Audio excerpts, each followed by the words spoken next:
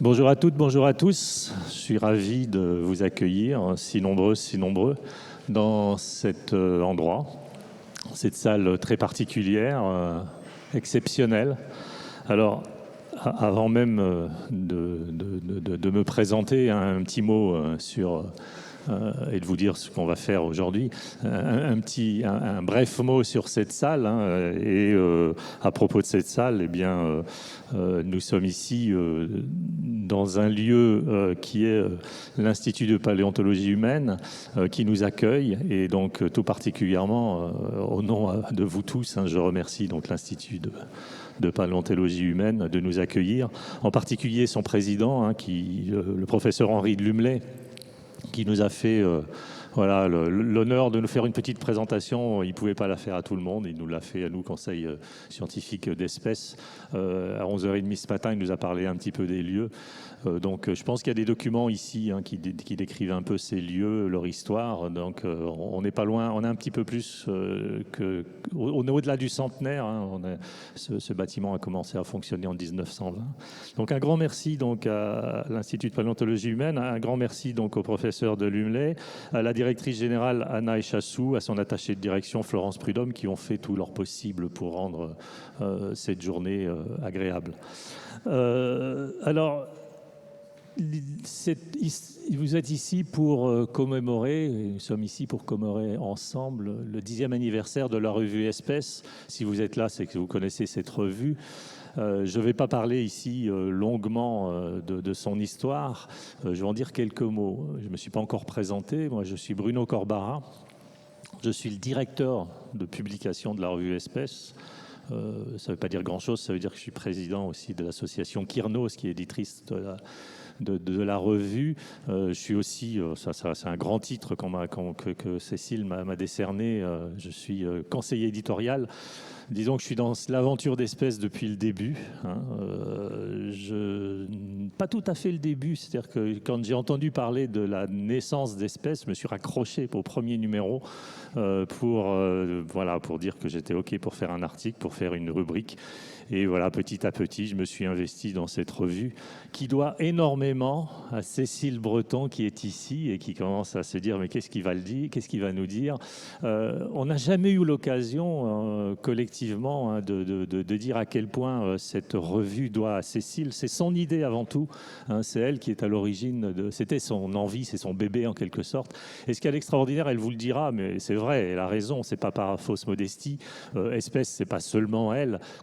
C'est son idée au départ, mais surtout chez Cécile, qui est l'extraordinaire, c'est qu'elle a su agréger, attirer autour d'elle tout un tas de personnes, des scientifiques, des non-scientifiques, des passionnés, qui ont progressivement construit cette revue et qui fait que, 10 ans après, on se dit, mais déjà 10 ans, déjà 40 numéros.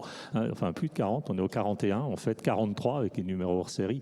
Donc déjà 43 numéros d'espèces. J'ai fait le calcul, 3760 pages. Alors, dit comme ça fait pas beaucoup, mais quand on sait qu'il y a très peu de pages de publicité, quand on sait, vous connaissez la qualité, enfin je pense, je le dis modestement, mais je le pense quand même, la qualité éditoriale, grâce au travail fait par le maquettiste. Il est où Arnaud? Il se cache. Arnaud se cache toujours. La qualité de la maquette, de l'iconographie, etc. On doit ça donc à Arnaud aussi. Donc l'équipe d'espèces est toute petite. Je salue aussi les correcteurs. On a une correctrice parmi nous. C'est un travail d'équipe, c'est un travail collectif, c'est le travail aussi d'un comité scientifique qui relie les articles, etc. Donc vous aurez l'occasion d'en voir un certain nombre d'entre eux, et puis je pense qu'ils interviendront, pas seulement ceux qui seront ici, donc ils interviendront à un moment ou à un autre. Je salue aussi ici les nombreux auteurs, certains auteurs qui sont des auteurs réguliers de la revue, mais aussi certains qui sont un peu plus moins réguliers, plus épisodiques en quelque sorte, et j'en vois quelques-uns dans la salle. Pourquoi est-ce qu'on a voulu fêter ce 10e anniversaire? On aurait pu faire une grande fête entre nous, aller au restaurant, etc. Mais on avait envie de partager ce 10e anniversaire avec non seulement l'équipe dont je parle ici, non seulement les auteurs, etc., mais également les lecteurs, qu'il faut aussi remercier, parce que la revue, elle existe aussi parce que lecteurs et lectrices, vous êtes là, vous êtes présents. Ce qu'on voulait, c'était un moment qui soit à la fois festif et qui soit aussi un moment de réflexion. Un peu comme le journal, un peu comme le magazine. Espèce est aussi, c'est un lieu de réflexion, et pour moi, c'est aussi un lieu festif. C'est un lieu où je me fais plaisir. C'est un lieu où on se fait plaisir. C'est un lieu aussi où, par moments, penser aux petites illustrations où il y a de l'humour, etc. Donc, c'est à la fois un lieu, Espèce, c'est à la fois quelque chose où on travaille beaucoup. Je pense que c'est une entreprise sérieuse, mais les gens qui y sont ne se prennent pas au sérieux. C'est-à-dire que c'est une équipe conviviale et qui a l'impression de faire quelque chose qui a une certaine utilité sociale. Donc voilà. Une des raisons aussi d'organiser cela, c'est que ça va vous surprendre peut-être, mais il y a certains auteurs qui sont auteurs dans Espèce depuis presque 10 ans et que l'on n'a jamais rencontrés. C'est-à-dire que c'est une occasion non seulement de faire une rencontre avec les lecteurs d'Espèce, mais aussi tous les gens qui y participent, de pouvoir enfin une fois se rencontrer. J'espère que avant le numéro 80, on aura d'autres occasions pour se rencontrer.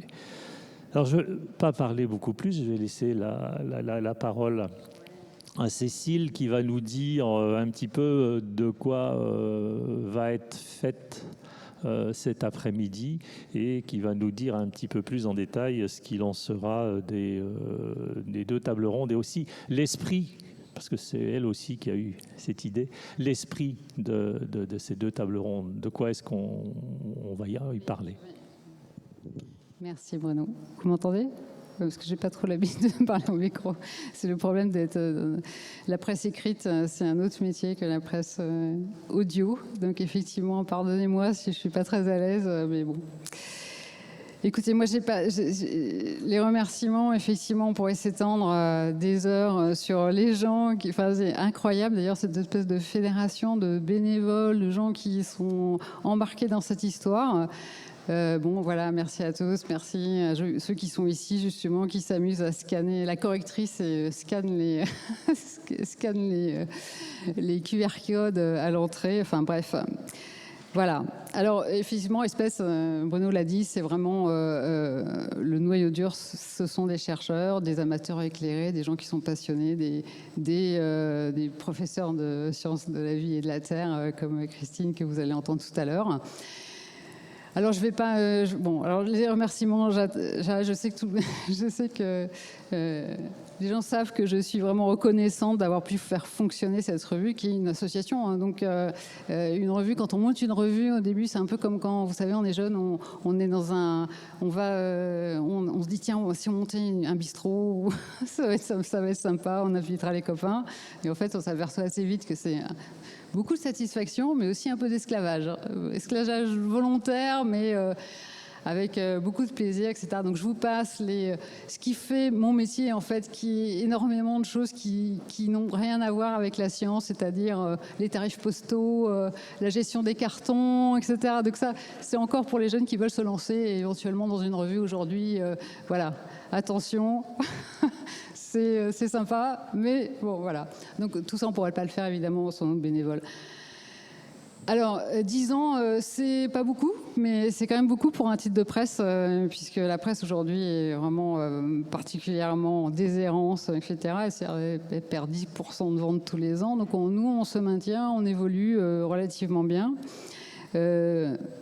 Mais bon, alors j'ai parlé des petits problèmes d'éditeurs, mais je crois qu'aujourd'hui, pour moi, cet anniversaire, c'est vraiment l'occasion de me poser 5 minutes et de réfléchir à ce qu'on fait, comment on le fait, ce qu'on fait régulièrement avec le conseil scientifique, etc., d'en parler. Mais c'est vraiment le côté vraiment sympa de la réflexion et pourquoi on fait de la vulgarisation, est-ce que c'est important ? Alors, quand je reviens un peu sur l'historique, c'est vrai que le premier article que j'ai écrit dans Archéologia, il y a 23 ans, j'aurais pas imaginé à cette époque intituler une conférence en utilisant le mot vulgarisation. C'était extrêmement mal vu.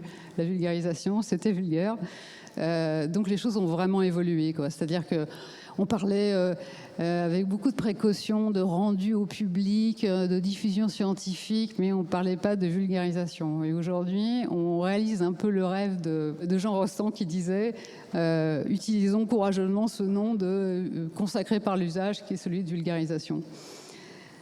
Alors les mentalités ont évolué. Avant, c'était effectivement beaucoup des chercheurs en fin de carrière qui étaient autorisés à faire de la vulgarisation. C'était assez mal vu dans le milieu des étudiants.